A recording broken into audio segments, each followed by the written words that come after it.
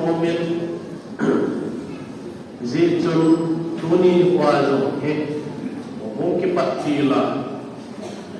pakai Yesu chu pathin bo hi ai lo wa ina pathin hi poi hi mo hi achum chum hi to ba fil tam ki na tu na sol chap ko he chi ki ko ta sa hi ki apun do tu jing ka bo mi te zo tu ni kwa so ki san Christian church so mi te ko ita san ibul puna tu jing ka ke ma ta sa si hom hi bo mi te ho pakai za na ho cha ni chi te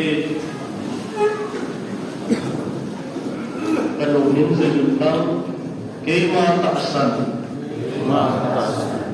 Keman papatin hat sunung, Keman papatin hat sunung, Wanalesit siumpa kataasanin, Wanalesit siumpa kataasanin, at sa pacangkat sa ipakay Yesu Krista, at sa pacangkat sa ipakay Yesu Krista, agaw tinga muna hong kizila, agaw tinga muna hong kizila,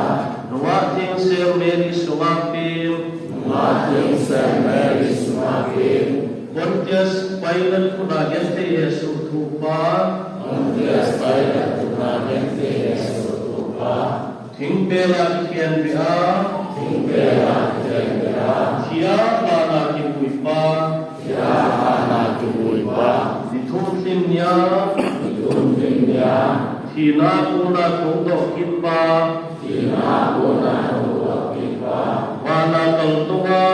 Wana kaltuwa, Papatin hatsunu zina tupa,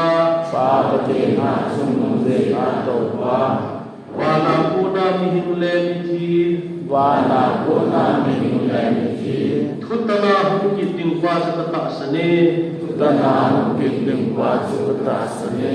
Kaiman magawting kataasanin, Kaiman magawting kataasanin, Wanoy loso hukiting katse, Wanoy loso hukiting katse, Mitinde kiloy hom na sa kataasane, Mitinde kiloy hom na sa kataasane, Kaiman chonsit kingay dam na kataasanin, Kaiman chonsit kingay dam na kataasanin, Taasapun pitho doa, sa kumpi doa, Tun sot kim luwahin na kataasane, Tun sot kim luwahin na kataasane. Amen.